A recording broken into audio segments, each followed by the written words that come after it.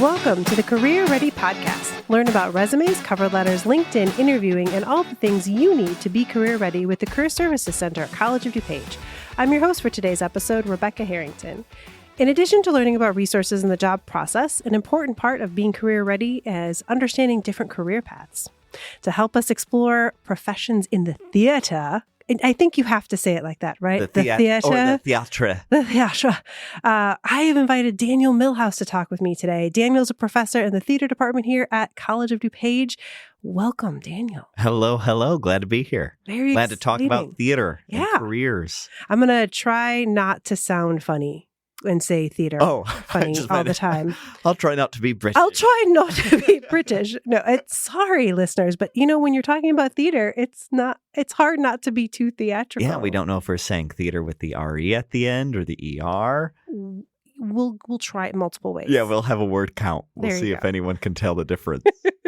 All right. So before we get started, though, can you share a short introduction, or as we like to call it in the career services area, your elevator pitch? You can talk about yourself as the faculty, but also, of course, about the program here at COD. Hi, I'm Daniel Millhouse. I'm an assistant professor here at College of DuPage. And I teach in the theater department, or I am in the theater department. No, you are the theater department. I am. Amelia Barrett is the chair of the theater department. And the elevator pitch for the theater department is I am really big on folks tackling what I like to call interference, that what gets in your way, what makes you self-conscious whenever you're in any situation where you need to present truth and honesty. A lot of people think actors are horrendous liars, but no, they think actors are great liars. Okay. I think actors are actually horrendous liars because acting is all about truth, right? Hamlet said it, holding a mirror up to nature. So what is it that I always hate using this word? I'll put it in quotes, natural. But what is honesty? How can you speak truthfully from yourself at all times? Oh, that is a great way of thinking about it. I like that. Even though I got it inverted for my analogy. That's okay. I think we got there eventually. So wonderful. So I guess we're going to start really broadly and just, can you talk a little bit about working in theater? Oh, yeah. And the different career paths that people can take in theater? It's interesting. I was just listening to a different podcast today. And they were interviewing, it was Conan O'Brien, he's a friend, and every other week he introduces a fan. He interviews a fan. And the fan was talking about how they got started with theater in high school, and they're not involved in theater in any way. Okay. But I think high school is a great introductory period to that because I feel theater at a young age shows you how you can accept who you are as a person in any situation, right? It's kind of about accepting this is who I am, and this is how I want to present myself to the world. And I think sometimes when you aren't in those creative atmospheres, a lot of times it's, I spoke too loudly there, or maybe I made a joke when I shouldn't have made a joke. And again, that interference starts to come into play. Okay. One of my favorite quotes about theater is by John Patrick Shanley, who said, "Theater is a safe place to do the unsafe things that need to be done." And I always feel that way in the classroom. So, talking broadly, I think theater is really great because it teaches someone how to speak from themselves. Okay. And I think that I have a lot of students who may have no interest in acting, or maybe they take my acting class and they're like, you know what? I really want to be an actor now. I'm like, that's fantastic. But I think the skills you learn in acting translate into any career path you can have because it's ultimately about human connection. And I think in almost every career path, in some way, you're going to have to talk to someone. And how do you present yourself? And how do you want that person to feel when you're talking to them? It's where I think it's a great pairing with like speech classes, where speech is, here's all the information and research I've done, and here's my opinion and point of view. Whereas then the acting classes are, how can I have communication with that information? I just thought about that. I saw, this is going to date the podcast, but that's okay. Let's date it. Sinners this last weekend, and it was so good. But part of it was, for me, I love a movie that puts you in a time and in a place, because you can read about a time and a place. Yeah. But seeing it when it's done with care and work and effort, then it really brings it to you in a way that you could not ever, and it really pushed, thinking about issues that, of course, resonate today, resonated back then, and it gives you that opportunity to explore them, I think, almost in a safe space, which is exciting. Well, and, you bringing up Sinners, it's like, how can we craft stories to give catharsis, right? How can we teach these really important stories and come away having learned something from it? Like, I know we're not here to talk about Sinners, but I'll talk about it's Sinners. Such a good movie. And how music and the blues is so important in that movie, and through culture, and how it's culturally shared. And, in my theater appreciation classes, we talk about how every culture has a different way of telling stories, but they all have the same ends, which is connection. Yeah, that's great. And so when we think about working in the theater, I think it's interesting. So we talk about acting, but I like the idea that you could use the skills of theater. Oh, yeah. For almost any career path. Yeah. Like, I don't know why I started thinking about Mad Men, but advertising. Advertising is all about, how do I tell the story? What do I want the stakeholder at that point, which would be the consumer. I couldn't get the word consumer. What do I want them to feel when they're watching this? Yeah. Right. And, I was just thinking about how my girlfriend right now, for her job, is having to run interviews. And she's like really nervous about holding these interviews. And I said, well, you just have to meet that person, right? And have a conversation. It's like what this is. It's just having a conversation. How can you let go of all of that noise that's going in your head of, oh, what if I answer this question wrong? What if they ask me this question? Please don't ask me what my weaknesses are. I'd hate that. Right. And it allows you to be present and in the moment. And I think every career needs that, needs someone to meet someone in the moment. That's excellent. Just listening and responding. Yeah. Well, and I think this actually leads us to the next question, which is, what are skills and strengths that students gain being in the theater program? And, how does it help them for continuing either to a bachelor's degree or into their career? Yeah. The biggest thing that comes to my mind, one is collaboration. Primarily we've been talking about acting right now, but theater, there's so much more than acting. There's directing, stage managers, artistic directors, managing directors, business managers, and then you have all the designers, lighting, set, props, sound, costume. Yeah. And acting and theater classes is, how can you work together in service of the story? Like, I think for theater, it's always, what is going to be best for the story? What is going to be best for the theater company, right? And I think it's a really hard skill to learn, to still have an ego in the sense of not a ego as in, I'm so great, look at how great I am, but an ego as in, I really want to share this with you.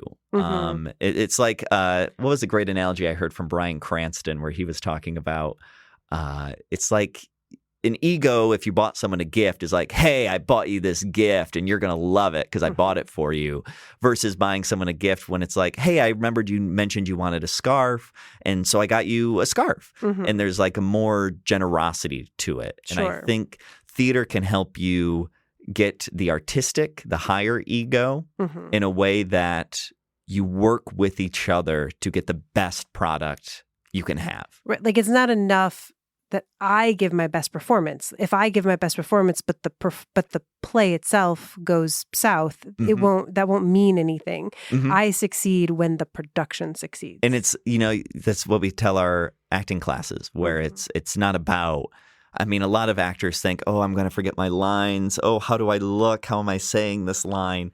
When it's the second you can look at your scene partner, they're the most important person in the room. It's all about them. If you make them look great, you'll look great too. Right. In service of that.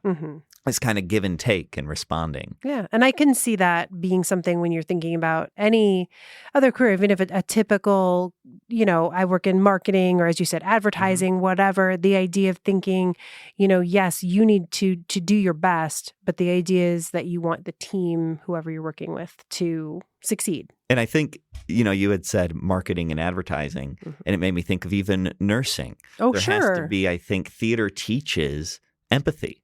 Like you can't create these fully fledged characters and tell a story unless, that old adage, you walk a mile in their shoe. Sure. And theater provides the opportunity to create these characters that, do have maybe troubled pasts or troubled ideas, or someone always has to play the villain. And something I think what acting classes teach is that villain someone still has dinner with them at the end of the day. So there is still some quality in there. And I think through collaboration, you learn how to communicate people in such an open and giving way.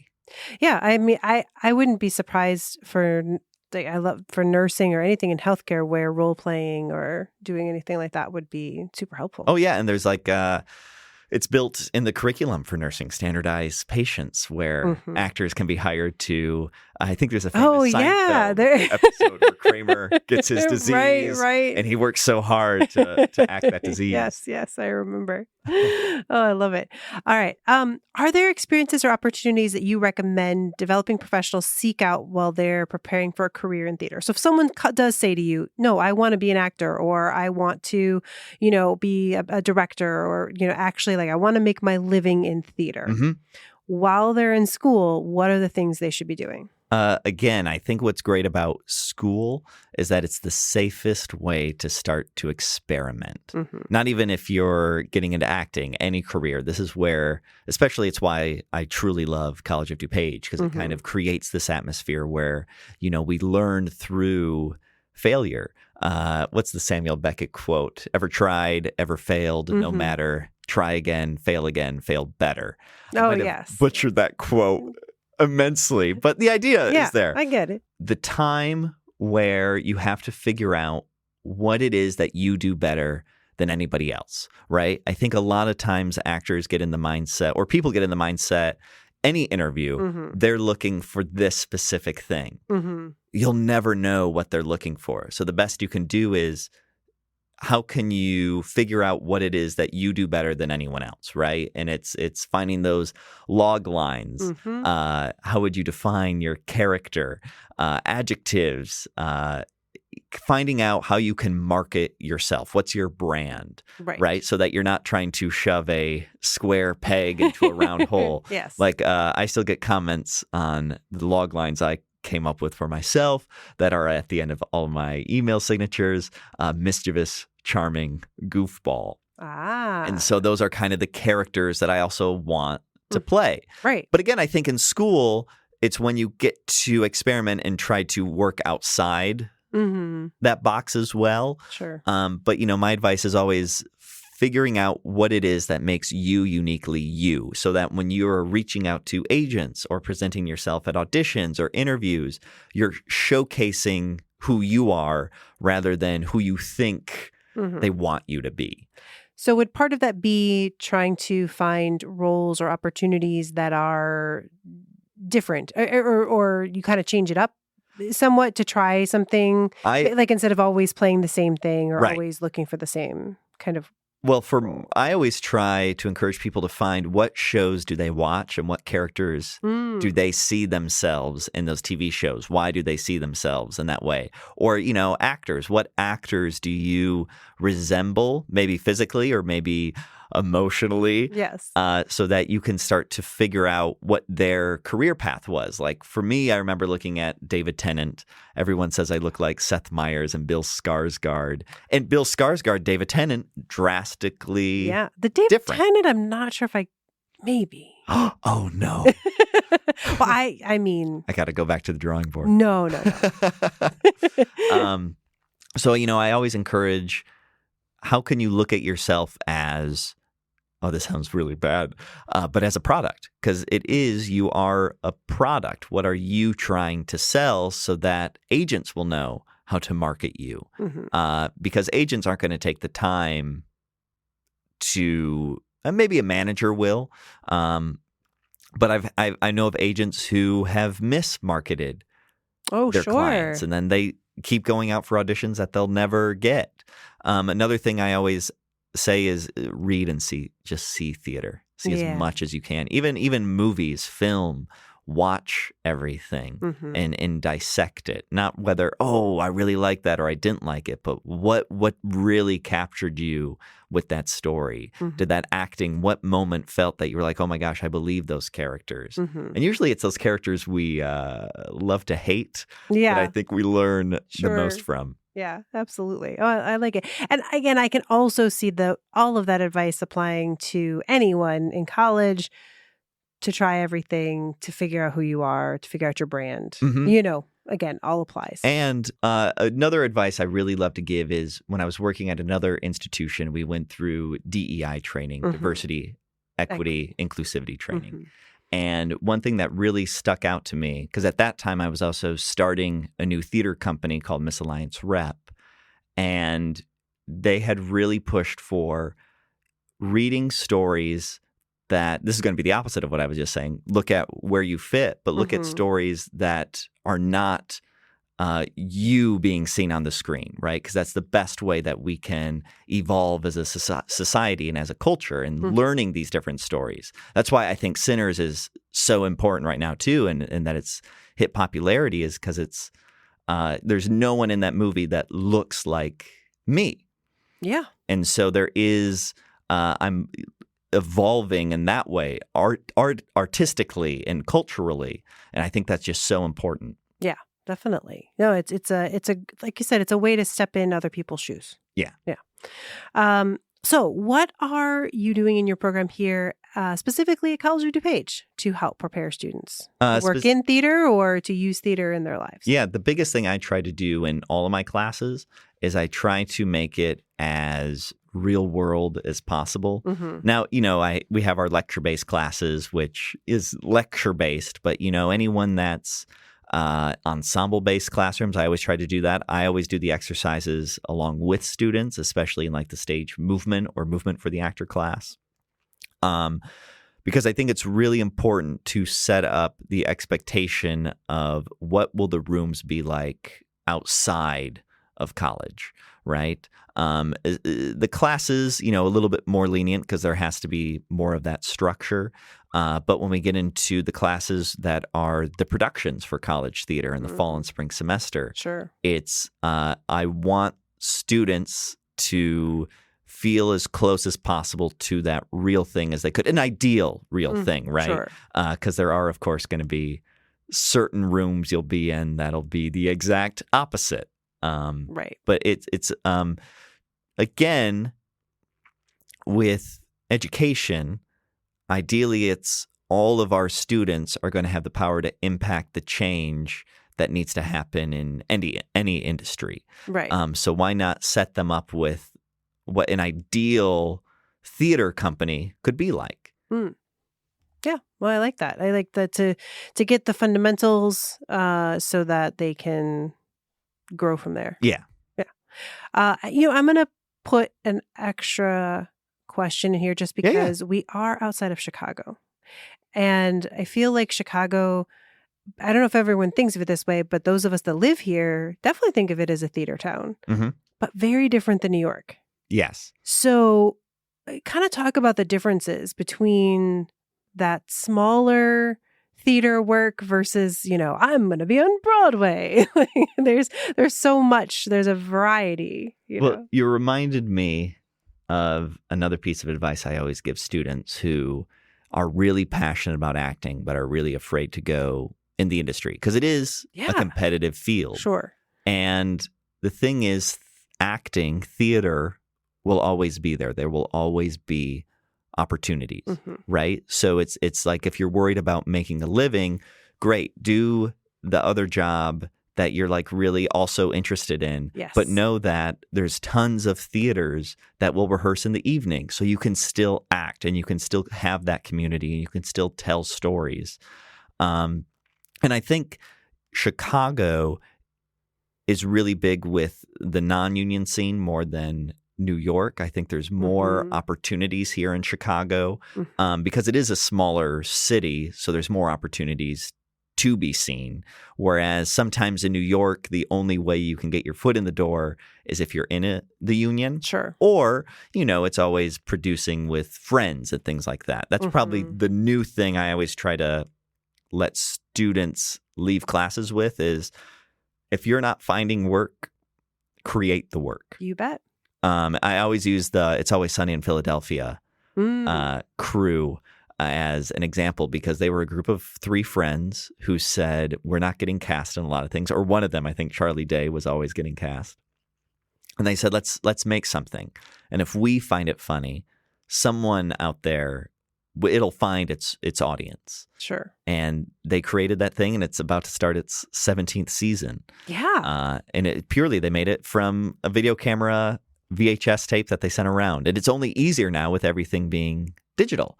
And I mean, even podcast is another way to tell stories. But the big difference, I got off on a side tangent. I think this is super important, but yes. New York, very union-heavy town. There's 2 main unions for actors. There's Actors Equity Association, AEA. And then there's SAG-AFTRA, the Screen Actors Guild, American Federation, Trade Radio something. Perfect. Oh, no. That's okay. We've heard of it. Yeah. AEA and SAG-AFTRA. I always know SAG and then I always forget what the AFTRA is because I know it has to do with radio. Yeah. And in Chicago, it's more of a non-union opportunities. Sure. I mean, I've seen shows where it was me and 5 other people in the audience and the actors are right there in front of you. But still, it's amazing. It's amazing what you see and what you do. And if you want to act, you can. I think that's a great way of thinking about it. And that sometimes people get scared to, I think, study in the humanities and study the arts. But the reality is you can get work. You can get a job doing, a day job and then do the fun thing. And then if you really want, you can hopefully make that switch, at some point. And what you said too, I just have to shout out the theater company that I work with, which is Memoriam Development. A friend of mine, is a couple of friends, that's the same thing where they were like, no, like we're not getting the work that we want, whether it was for improv and for short form theater. And so they created a theater company and we just, just make it work. Collaboration. Absolutely. Yeah, right there. Yeah. Great. All right. Is there anything else you recommend to students or young professionals to prepare, for next steps in again, either a career in theater or to how to use theater to sell themselves to an employer? For those interested in theater, I think the best advice is start getting your audition book together, meaning having, you really want to have at minimum 2 contemporary monologues from the 1950s to present, one ideally comedic, one dramatic, and then usually 2 Shakespeare, ideally in verse, because usually every audition will ask for verse monologues. But for those not interested in acting, the best advice I have is just learning how to hold a room with your presence, with charisma, right? It's your awareness and your focus. You can hone these in acting classes so that you can be a more compelling speaker, and people will want to be in the room with you. I just was teaching a workshop for actors. It was a one-off workshop. And the whole point of it was to get people to enter a room and say their name and then leave the room. Oh, wow. And already you can physically, there's stories we tell physically when we enter a room. Are we really nervous or shy? And I think acting classes are great because the more you get in these uncomfortable situations, the more your body kind of adjusts. or you find out ways to hide it, which is also beneficial. Absolutely. Oh, I love it. So how can interested listeners find out more about the program here at the College of DuPage? Yeah, I always ask students it's always good to Google, because then I think you find it, because I never remember all the URLs. But if you Google college theater at College of DuPage, it'll take you to a website where all of our auditions are happening. And there's actually an email for college theater that you can sign up for that'll let you know whenever we have auditions. Wonderful. And outside of that, just Googling college theater at College of DuPage, again, not having auditions, you'll find the page that'll have all of our classes listed.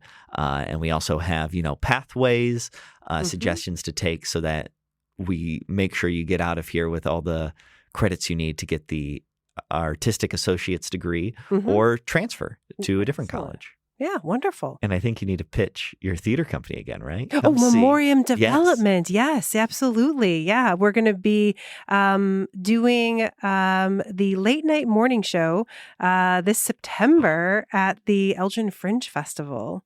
Very excited about that. And I guess you just may realize I should also pitch the partnership we have with Buffalo Theater Ensemble that's here on campus, a professional equity theater company. Oh, that's wonderful. That has students working on all the shows backstage. So come check that out. New season gets announced, May 14th, which is tomorrow. There you go. Now I just dated the podcast. Oh, that's all right. All right. Well, thank you to all of our listeners, and special thanks again to Daniel Millhouse for joining us today on the podcast. We hope you enjoyed hearing about working in the theater. I said it a little different that time. And remember, if you have a question for us, you can submit it to careerpodcast@cod.edu or on social media at COD Career Center, and you may hear the answer in a future episode.